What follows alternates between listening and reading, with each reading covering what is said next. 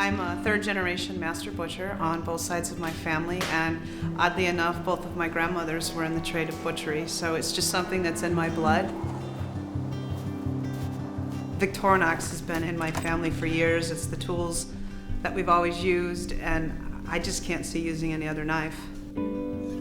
I need a tool that's hardworking, honest, and a lot of integrity, because if I don't trust that knife, meat cutting is a dangerous job. I like a knife that just really kind of melts in your hand and is just an extension of you. It's just always been what I've used, and again, I can't use anything else. I'm Kari, author, master butcher, and the principal of Range Inc., and I choose Victorinox.